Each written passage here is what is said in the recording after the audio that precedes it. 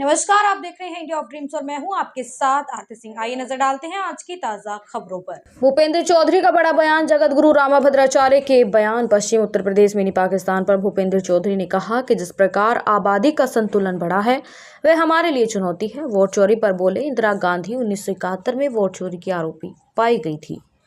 उत्तर प्रदेश के जनपद मुजफ्फरनगर में बुधवार को भाजपा प्रदेश अध्यक्ष भूपेंद्र चौधरी पहुंचे थे, जहां उन्होंने जगत गुरु रामाभद्राचार्य के पश्चिमी उत्तर प्रदेश मिनी पाकिस्तान बन गया है के बयान पर बोलते हुए कहा कि जिस प्रकार से आबादी का संतुलन बिगड़ा है वह हमारे सबके लिए चुनौती है। लड़ाई विचारधारा की है, लड़ाई व्यक्तिगत नहीं है। देश में सभी जाति पंथ के लोगों को संवैधानिक व्यवस्था के अनुसार अपना जीवन यापन करने का अधिकार है। भूपेंद्र चौधरी ने विपक्ष द्वारा लगाए जा रहे वोट चोरी के आरोप पर बोलते हुए कहा कि वोट चोरी किन लोगों ने की है ये सब लोगों को पता है। उन्होंने कहा कि इंदिरा गांधी 1971 के लोकसभा चुनाव में वोट चोरी की दोषी पाई गई थी, जिसके चलते माननीय उच्च न्यायालय ने कहा था कि इंदिरा गांधी ने अपना चुनाव सरकारी संसाधनों का इस्तेमाल करके सत्ता का दुरुपयोग करके जीता है और हाई कोर्ट ने उस चुनाव को निरस्त कर इंदिरा गांधी की सदस्यता समाप्त कर दी थी और उनके चुनाव लड़ने पर रोक लगा दी थी। इसलिए वोट चोरी में जो लोग प्रमाणित हो गए हैं वह लोग नेगेटिव प्रचार करके दोषारोपण कर रहे हैं। देश की जनता सब जानती है कि वोट चोर कौन है। दरअसल प्रधानमंत्री नरेंद्र मोदी के 75वें जन्मदिवस के अवसर पर भारतीय जनता पार्टी 15 दिनों तक सेवा पखवाड़े के रूप में मनाने जा रही है, जिसके चलते उत्तर प्रदेश के भाजपा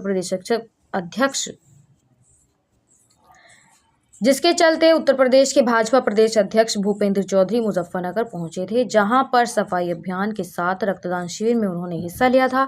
इस दौरान उन्होंने मीडिया से बात करते हुए कहा कि निश्चित रूप से जिस प्रकार से आबादी का संतुलन बिगड़ा है वह हमारे सबके लिए चुनौती है, लेकिन लड़ाई विचारधारा की है, लड़ाई व्यक्तिगत नहीं है और हिंदुस्तान में सभी जाति पंथ के लोगों को देश की संवैधानिक व्यवस्था के अनुसार अपना जीवन यापन करने का अधिकार है। उत्तर प्रदेश के रहने वाले आचार्य भद्राचार्य के द्वारा एक बयान दिया गया है कि जो पश्चिम उत्तर प्रदेश है मिनी पाकिस्तान बन चुका है, उसको लेकर आप क्या कहेंगे कि आप भी पश्चिम उत्तर प्रदेश के रहने वाले? नहीं, निश्चित रूप से जिस प्रकार से आबादी का संतुलन बिगड़ा है वो हमारे लिए सबके लिए चुनौती है, लेकिन लड़ाई विचारधारा की है, लड़ाई व्यक्तिगत नहीं है और हिंदुस्तान में सब जाति मत पंथ के लोगों को देश की संवैधानिक व्यवस्था के अनुसार अपना जीवन यापन करने का अधिकार है। लेकिन हमारी सरकार संकल्पित है और आप देखेंगे पिछले 10 वर्षों में 9 वर्षों में जब से योगी जी के नेतृत्व में मोदी जी के नेतृत्व में सरकारें आई हैं, उत्तर प्रदेश का देश का जो वातावरण है वो बदला है। आज कानून के प्रति लोगों का विश्वास बढ़ा है और उत्तर प्रदेश की सरकार के सजगता के कारण कोई दंगा कोई विवाद इस प्रकार का उत्तर प्रदेश में उत्पन्न नहीं हुआ है। ऐसा वोट चोरी किन लोगों ने की है ये सबको पता है और अगर नहीं पता तो सब लोग जानते हैं। श्रीमती इंदिरा गांधी 1971 के लोकसभा चुनाव में वोट चोरी की दोषी पाई गई थी। श्रीमती इंदिरा गांधी 1971 में रायबरेली लोकसभा चुनाव में वोट चोरी की दोषी पाई गई थी।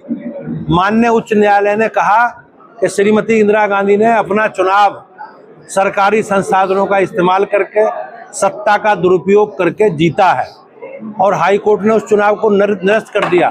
श्रीमती इंदिरा गांधी की सदस्यता समाप्त कर दी और उनके चुनाव लड़ने पर रोक लगा दी। तो वोट चोरी में जो लोग जिन्हें प्रमाणित हो गई, कोर्ट ने भी जिन्हें मान लिया, वो लोग नेगेटिव प्रचार के लिए दोषारोपण कर रहे हैं। देश की जनता सब जानती है कि वोट चोर कौन है। 2014 से पहले ये सब लोग बैठे हैं सीनियर, आप पूछो इनसे किस प्रकार से बूथों पर अराजकता होती थी, किस प्रकार की बूथ कैप्चरिंग होती थी, किस प्रकार से जान माल की हानि होती थी।